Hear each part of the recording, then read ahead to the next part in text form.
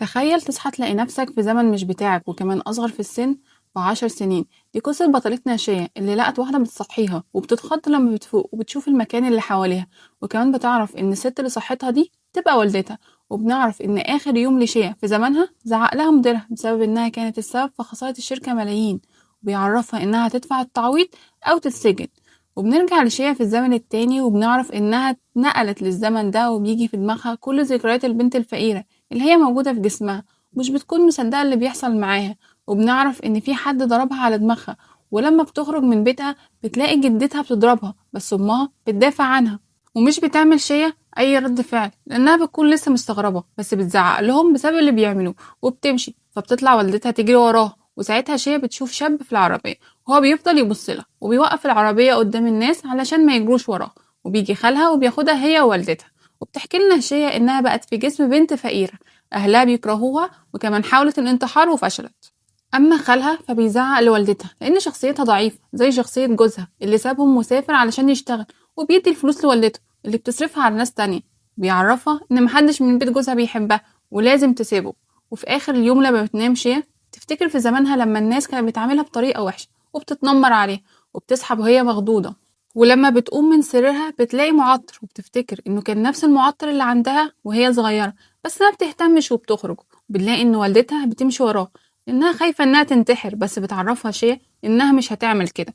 ويبان إن والدتها بتحبها وبتخاف عليها جدا، بس بتعرف شيء تهرب منها وبتلاقي عربية وبتركب فيها. أما في بيت جدتها بنلاقي إنها ولية مفترية وبتحبش إلا بنت واحدة واسمها سي، وبتكون فخورة بيها لأنها بتدرس وبيدفع والد شيء مصاريف دراستها. وفي الوقت ده بتتسحب شيء وبتخش أوضتها لأنها بتكون فاكرة إنها لو نامت في السرير اللي فات عليه أول مرة هترجع لزمانها. بس ساعتها بتيجي واحدة وبتصحيها، فمش بتهتم بيها وبتاخد لبسها وبتمشي، بس بتوقفها جدتها وبتزعق لها. بس الشيا بتمشي وبتعرفها إنها مش هترجع لبيتها تاني. بتكون والدتها قلقانة عليها بس بتطمن أول ما بتشوفها، وتعرفها إنها جابت لها البيض اللي هي بتحبه. فبتتأثر شيا من طيبتها، ولما بتخش عشان تنام تفتكر آخر ليلة ليها في زمنها، وبنعرف إنها كانت عايشة حياة صعبة لأن أهلها ماتوا في حادثة.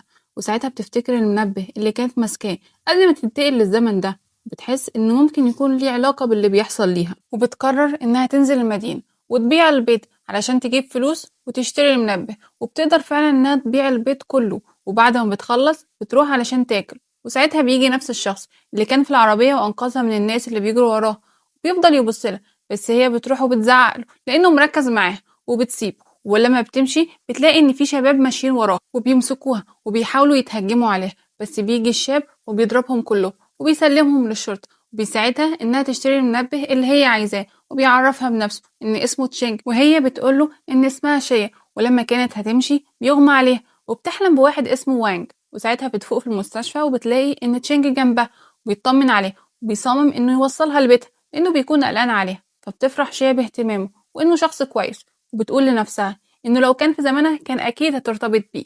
أما في بيت خالها بتقول مرات خالها لجوزها إن في ناس اتنمرت على شيا في المدينة وقالوا عليها إن سمعتها وحشة ومش بتكون عاوزة والدتها تسمع كلامها. فبيتصدم جوزها من اللي حصل لشيا وبيخرج علشان يطمن عليها. وفي نفس الوقت تشينج بيوصل شيا وبيعرفها إنه موجود لو احتاجت منه أي حاجة، فبتشكره. ولما بتمشي بإيد تشينج كشاف العربية لشيا لأن الجو ضلمة، فبتتبسط باللي بيعمله وتبصله. بس بيجي خالها في اللحظة دي ويكون فاكر إن تشينج بيضايقها، بيكون رايح علشان يتخانق معاه، بس شيا بتوقفه وبتقوله إنه بيساعدها. فبيتحرك خالها وبيقرر إنه يعزمه على الأكل، وساعتها بتحس شيا إن خالها راجل طيب وبيخاف عليها، فبتشكره. وبتروح شيا علشان تنام وبتاخد المنبه. بيكون عندها أمل إنه لما يرن تاني ترجع لزمانها، بس بتكتشف إنها لسه مرجعتش، وبتفضل تحاول مرة والتانية لحد ما بتفقد الأمل. بيكون أهلها مستغربين حالها، وبتقول مرات خالها لوالدتها إن شيا متغيرة في آخر فترة، حتى الحاجات اللي بتحبها بقت تكرهها، خصوصا بعد ما اتعورت في دماغها، وبتنصحها إنها تاخدها للمستشفى. فبتزعل والدتها عليها وبتروح لها، بس شيا بتطمنها لما بتلاقيها زعلانة وتقول لها إنها مش هتعمل مشاكل تاني. ولما بتصحى تاني يوم يجي في دماغها إنها جات للزمن ده في وقت الظهر، بس بيقاطعها خالها لأنهم هيروحوا للمدينة يبيعوا البيض اللي والدتها جمعته. ولما بتوصل للمدينة بتقابل تشينج وبتديه الأكل اللي والدتها عملتهوله، فبيشكرها وبينبهر بطعم الأكل. وبنعرف إنه من عيلة غنية وكان بيلعب رياضة بس اتصاب وهو حاليا بيدرس، وساعتها بتسيبه شيا علشان تبيع البيض. وبيلاقيها تشينج إنها شاطرة في التجارة وبيعرض عليها إنه يساعدها، بس هي بترفض لانها بتكون عاوزة تعتمد على نفسها. وبعد ما بتبيع البيض بتاخد تشينج لخالها علشان هيعزموا على الاكل، وهناك بيحط تشينج الاكل الاول لشيا، فبتتأثر بتصرفاته، بس خالها بياخد الاكل منها وبيبان انه مش عاوز يقرب منها ويبقى في حدود بينهم، بس تشينج بيتفهم موقفه وبيعتذر، فبيعدي الموقف وبيكملوا اكل. وبعد ما بيمشي تشينج بيقول لاخوه ان كل الاشاعات اللي بتطلع على شيا مش حقيقيه، وبيعرفه انه معجب بيها وعاوز يتجوزها. وبعد كده بيروح تشينج يدور على واحد اسمه لي، انه بيكون السبب ورا الاشاعات اللي بتطلع على شيا. وبنعرف ان الناس بتقول عليها انها اغوى جوز بنت عمها، وكمان كان ليها علاقه بلي. وفي بيت شيا بنلاقي والدتها داخله البيت، بس بيبان عليها الزعل لانها معرفتش تجمع البيت زي كل يوم، فبتهون عليها شيء. وساعتها بتعيط والدتها وبتقول لها انها سمعت الاشاعات اللي الناس بتقولها عليها، فبتتعصب مرات خالها وبتقول ان ليه هو ورا كل الكلام ده، بس شيا بتهون على والدتها. وفي اخر اليوم بتقعد مع خالها وبيحكي لها ان ليه شخص وحش وكل الناس بتتجنبه بسبب المشاكل اللي بيعملها. بتكون شيا ناويه انها تقبض عليه، وفي نفس الوقت بنلاقي ان تشينج هو كمان بيدور عليه وبيدور على اي دليل ممكن يكون ضده. وتاني يوم بيقول تشينج لاخوه ان يسلم الدليل اللي معاهم للشرطه، وهو هيروح لشيا علشان يساعدها في بيع البيت. ولما بيروح لها بيلاقي الناس بتتكلم عليها وحش، بس ساعتها بيظهر خالها وهو بيضرب ليه، فبتقرر شيا انها تواجهه علشان تتخلص من السمعه الوحشه اللي طلعت عليها بسببه. ولما بتواجهه بتعرف ان في حد بعت له رساله باسمها وانها معجبه بيه، بس بتقدر انها تبرأ نفسها قدام اهل القريه كلهم، بيفضلوا يشتموه وبيضربوه. وساعتها بتيجي الشرطة وبتقبض عليه بتهمة التحرش والاغتصاب، وبيغمز شينج لشيا، فبتفهم ان هو اللي عمل كده وبتفرح انه وقف جنبها، بس بيقول لها انه عارف انها كانت تقدر تعمل كل حاجة لوحدها وانها ما كانتش محتاجاه، بس هو بيقول لها انه عاوز يفضل جنبها. وبتكون شيا فاهمة انه معجب بيها، بس بتعرفه ان لسه قدامها وقت كبير علشان تحسن حياتها ومش فاضية انها تخش في علاقة مع حد. بس هو مش بييأس وبيقول لها انهم عارفين بعض من فترة صغيرة، بس هو حبها وهيفضل يحاول لحد ما يبقى في حياتها. فبتعرف شيا ان مفيش امل منه، ولما كانت هتمشي بيوقفها وبيقول لها انه كان جاي يودعها لانه مسافر العاصمة، وبيعرفها انه هيبقى يجي يزورها، وبيفضل ماشي معاها لحد ما بيوصلها لبيتها، وساعتها بيديها صاعق علشان تحمي نفسها. فبتفرح شيا ان الحاجات دي كانت موجودة في الزمن ده، وبيديها تشينج بعد كده ورقة من جيبه بيكون فيها عنوانه، وبيطلب منها انها تبعت له رسائل، فبتوافق شيا وبيودعها تشينج. بس لما بيمشي بتطير الورقة من ايديها، وبكده مش هتعرف تتواصل معاه. وبعد كده بتروح لبيتها وبتعمل لأهلها طبق بيض بطريقة مميزة، وبينبهر الكل بطعمه. وبتقول لهم انها بعد كده هتقدم عينات ببلاش للناس علشان يبيعوا البيض بسرعة. بس وهم بياكلوا بيقطعهم واحد اسمه لينج وبينادي خالها علشان شغل في البنا، فبيقوم خالها بسرعة وبيفضل لينج واقف يبص على شيء لانه اعجب بيها، بس بيتحرج وبيمشي. وبعد كده بتكون قاعدة لوحدها، فبتيجي والدتها وبتغطيها وبتقعد جنبها، وساعتها بتفتكر اللي حصل لأهلها وبتفرح ان النصيب عوضها بعيلة تانية بتحبها، وبتقرر انها تنجح في حياتها وتعيش سعيدة. وتاني يوم بتصحى شيا بدري وبتخرج، وبيستغرب خالها من نشاطها، وفي نفس الوقت بيوصل تشينج للعاصمة ويكون بيفكر في شيا ومش بيعرف يعمل ايه علشان يخليها تحبه. وبنروح لشيا اللي بنلاقيها وصلت للمدينة وبتفضل تفكر في مستقبلها وازاي تنجح، وبتفكر في طريقة تجيب بيها فلوس، بس بتفتكر شغل خالها وبتحس انه وراه حاجة بس ما بتهتمش. وبنعرف انها عاوزة تخش الجامعة وعلشان كده لازم بيبقى معاها فلوس. ولما كانت راجعة لقريتها بتشتري اكل للحيوانات من المدينة علشان تبيعه في القرية لان النوع ده مش متوفر هناك، فبتتبسط مرات خالها من تفكيرها وبتحس ان مستقبلها هيبقى كبير. وفي اخر اليوم بيبقى معاها فلوس وبتديها لوالدتها وبتعرفها انهم بعد فترة هتقدر تخليهم يعيشوا لوحدهم من غير ما يحتاجوا لحد، بس والدتها بترفض تاخد الفلوس. وبتكون والدتها قلقانة عليها وبتروح لاخوها وبتقوله ان شيا اتغيرت بعد ما اتعورت في راسها، بس اخوها بيطمنها وبيعرفها انها اتغيرت بس للاحسن. فبتقترح عليه والدة شيا انها ترجع تكلم جوزها، بس هو بيرفض لانه مسألش عليهم طول الفترة اللي فاتت دي كلها. وساعتها بتخش شيا وبتقترح عليها انها تتطلق منه. وبعد كده شيا بتلاقي ان كل الناس بتجري، فبتعرف انهم بيجمعوا الحبوب لانها هتمطر، فبتروح تساعد اهلها وبيقدروا يلموا الحبوب كلها. وساعتها بتحس شيا انها فرد منهم وتكون مبسوطة معاهم وحاسة بالدفء. اما في بيت جدتها بنلاقي ان كل الحبوب بتاعتهم المطر غرقها، بتفضل جدتها تشتم على شيا والدتها انهم حتى مش بييجوا يساعدوهم، ويفضل ابو شيا يسمع الكلام، وساعتها بيقول انه هيرجعهم تاني يوم. فبتتضايق مرات اخوه وبتغمز لبنتها، فبتقول بنتها انها شافت شيا في المدينة وكان معاها راجل، وساعتها بيصمموا انهم يرجعوهم وكمان يخلوا شيا تعتذر لجدتها وتعتذر لسي بسبب انهم فاكرين ان شيا اخوت حبيبها. بس في اخر اليوم بنلاقي ان ام سي خايفة على بنتها من شيا، وعشان كده بتقترح لجوزها انهم يجوزوا شيا علشان تبعد عن سي، بس بسبب سمعتها الوحشة محدش هيقبل بيها، فبتقترح انهم يجوزوها ليه. فبيوافق جوزها على رأيها لانهم هياخدوا مهر من ليه، ويكون عايز يدي المهر بتاع شيا لبنته سي.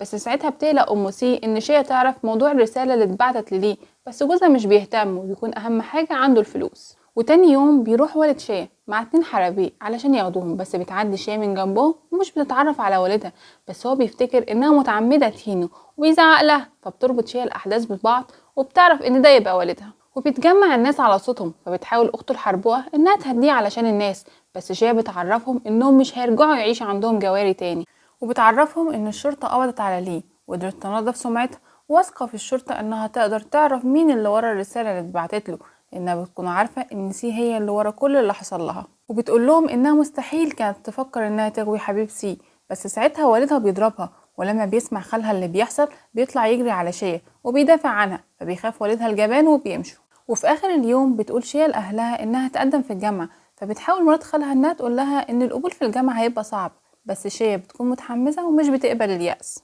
وبنروح لتشينج في العاصمة اللي بتوصله رسائل، فبيروح يستلمها وهو متحمس، بس بيزعل لما مش بيلاقي شيا بعتت له اي حاجة. بتكون الرسائل دي من واحدة اسمها يان اللي بنعرف انها بتحبه، بس هو مش بيبادلها نفس المشاعر. اما شيا فبتقابل لينج وبيديها كتب علشان تذاكر منها، وبيعرفها ان في امتحان للقبول في المدرسة بعد اسبوعين، فبتتحمس شيا وبنعرف انها تختار القسم العلمي لانها شاطرة فيه. ولما بتروح لبيتها بيحاول خالها انه يفهمها ان دخول الجامعة مش بالسهولة اللي هي فاكراها، وبيكون فاكر انها بتعمل كده علشان تنافس بنت عمها سي، بس والدتها ومرات خالها بيقفوا جنبها وبيدعموها. وتاني يوم لما بتخرج شيا لشغلها بتوقفها مرات خالها وبتقول لها ان الفترة دي هتدرس بس ومش هتشتغل، وبتفضل شيا طول الفترة اللي بعدها تدرس الامتحان، واهلها بيهتموا بيها لحد ما بيجي اليوم المنتظر. لما بتوصل للامتحان بتتفاجئ انه سهل جدا وبتخلصه، وبتكون واثقة من نجاحها، وبتكون مبسوطة ان بقى عندها فرصة تانية علشان تحسن حياتها، وبتعرف ان نتيجته هتظهر بعد يومين. بس لما بتكون خارجة من المدرسة بتشوفها والدة سي، فبتتضايق لما بتتأكد انها هتخش الجامعة، وبتروح علشان تعرف بنتها اللي حصل وبتكتب لها رسالة. اما اهل شيا فبيكونوا قلقانين عليها، بس بيفرحوا لما بتعرفهم سي انها هتنجح في الامتحان والنتيجة هتظهر بعد يومين، فبيفرح خالها وبيعرفها انه هيشتغل كويس عشان يوفر تكاليف جامعتها السنة اللي بعدها، فبتتبسط شيا بدعمه ليها. بس تاني يوم لما بيكون خالها رايح للشغل بتروح شيا معاه وبتسأله اذا كان فعلا شغال في البنا ولا في تهريب المنتجات، فبيتوتر خالها لما بيسمع كلامها، فساعتها بتتأكد شيا من احساسها وبتعرفه انها قلقانة عليه لان الشغل ده فيه خطورة كبيرة عليه. وبتقوله بعدها انها عندها مشروع ممكن يدخله مكسب كويس لو اشتغل معاها، وبتقوله انها ناوية تتاجر في الملابس في مدينة لونج، فبيفكر خالها في كلامها وبيقتنع بيه لان تجارة الملابس ليها مكسب كويس، وبيقول لها انه واثق فيها. فبتفرح شيا وبتعرفه انها هتروح علشان تشتري تذاكر القطر علشان تسافر للمدينة، ولما بترجع لبيتها بتعرف ان ليها رسائل من البريد، ولما بتروح علشان تستلمها بتلاقيها متشينج اللي بيعرفها انها وحشته وبيقول لها انه هيرجع تاني يوم.